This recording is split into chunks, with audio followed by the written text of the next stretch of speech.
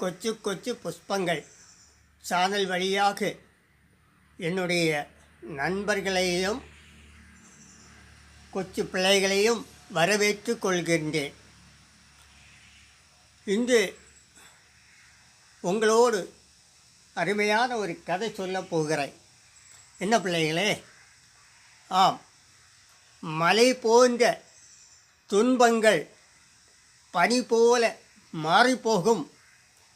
இது தேவ அருள் வாக்கு. இப்படித்தான் 2 பிள்ளைகள் இருந்தார்கள், 2 நண்பர்கள். ஃப்ரெண்ட்ஸ். ஸ்கூலில் படிக்கும்போது நன்றாக ஒன்றாக இணைந்து தான் போவார்கள் வருவார்கள். அந்த அளவுக்கு ரொம்ப அருமையான நண்பர்களாக இருந்தார்கள். ராமு, சோமு என்கிற 2 பிள்ளைகளும். மற்ற பிள்ளைகள் மற்றும் ஆசிரியர்கள் இவர்களெல்லாம் இந்த 2 பிள்ளைகளையும் பார்த்து என்ன செய்வார்கள்? பொறாமைப்படுவார்கள். அந்த அளவுக்கு ரொம்ப அன்பாக நடந்து கொண்டார்கள், ரொம்ப சிநேகமாக இருந்தார்கள். ஆனால் 2 பேரும் அப்படியே கடந்து செல்லுவார்கள். ஒரு நாளைக்கு நண்பன் சொல்லுகிறான், நமக்கு பரீட்சை வருகிறது, எக்ஸாம் வருகிறது, அதனால் என்ன செய்ய வேண்டும்? ஒரு கோயில் போய் பிரார்த்தனை செய்ய வேண்டும் என்று சொல்லுகிறான் ஒரு நண்பன். மற்றவன் சொல்லுகிறான், அப்படி அல்ல, நமக்கு போக வேண்டாம், நமக்கு நல்ல படித்தா போதும் என்று சொல்லி என்ன செய்கிறான்?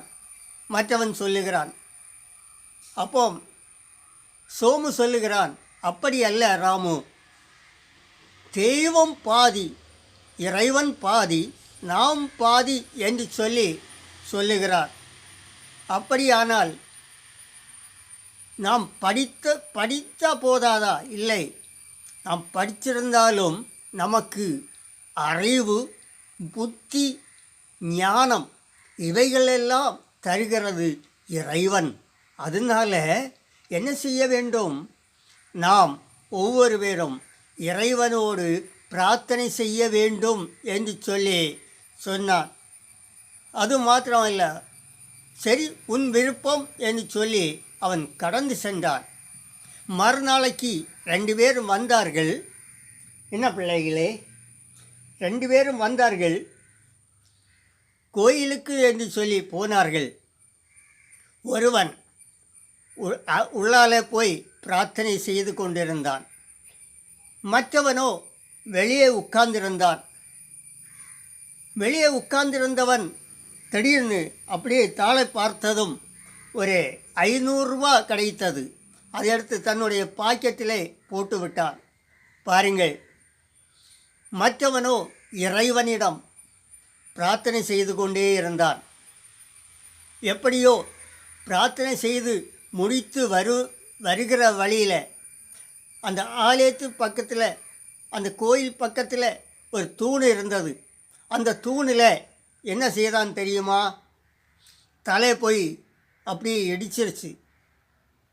இடித்து அப்படியே ரத்தம் வெட்டு அப்படியே வருகிறது, தரையாக பாய்கிறது. அப்படியே கர்ச்சிப்போடு துடைத்து ஆஸ்பத்திரியில் போய் கட்டு போட்டு வந்தான். மற்றவன் நண்பன் சொல்லுகிறான், பாத்தியா, இறைவன் நீ பிரார்த்தனை செய்ய போன, ஆனால் உனக்கு கிடைத்ததோ பரிசு என்ன தெரியுமா?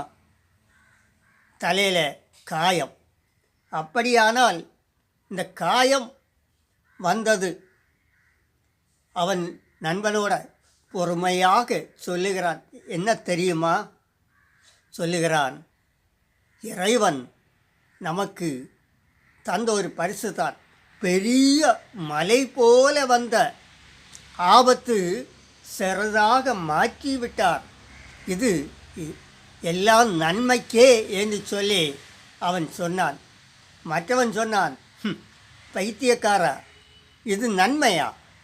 ஆபத்தல்ல, எனக்கு பாரு, நீ உள்ளால் போயிட்டு வரும்போது உனக்கு இரத்த காயம், எனக்கோ பார்த்தியா 500 ரூபாய் கிடைத்தது என்று சொல்லி அவன் பெருமையாக சொல்லிக் கொண்டான். ஆனால் அந்த பெருமை முடிவு என்னாகும் தெரியுமா? ஆனால் இவன் அப்படியே வீட்டுக்கு போனான். 2 பேரும் கடந்து சென்றார்கள்.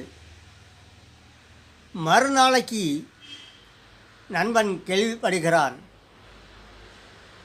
பரியாசம் பண்ணினவன் என்ன செய்கிறான், சைக்கிள் வேக வேகமாக போய்விட்டான். அந்த சைக்கிளில் போகும் வழியில் ஒரு கார் வந்து அப்படியே அவனை தட்டி போட்டது என்று பாருங்கள். ஆனால் அவனுடைய கை அப்படியே உடைந்தது. நண்பன் அப்பந்தான் யோசித்தான், என்ன செய்கிறான், என்னுடைய நண்பனோட பிரார்த்தனை செய்திருந்தால் பெரிய ஆபத்திலிருந்து காப்பாற்றப்பட்டிருக்கும். நான் அப்படி அல்ல, நான் வெளியே உட்கார்ந்திருந்தேன், இப்பந்தான் புரிந்தது என்று சொல்லி அவன் மனதுக்குள்ள நினைத்தான். பாருங்கள், இதை அறிந்த நண்பன் ஓடோடி சென்று பார்க்க போனான். பார்த்த வேளையில் நண்பனோட அழுது அழுது சொன்னான், நீதான் செய்தது கரெக்ட், ஆனால் நான் முட்டாள்தனமாக இருந்தேன். இறைவன் பெரிய ஆபத்திலிருந்து உன்னை காப்பாற்றி இருக்கிறார், ஆனால் என்னையோ பெரிய ஆபத்தில் கொண்டு விட்டிருக்கு பார்த்தியா? ஆம் பிள்ளைகளே, நண்பர்களே, நாம் ஒவ்வொரு இடத்துக்கு வாகனங்களெல்லாம் நாம் செல்லுகிறோம்.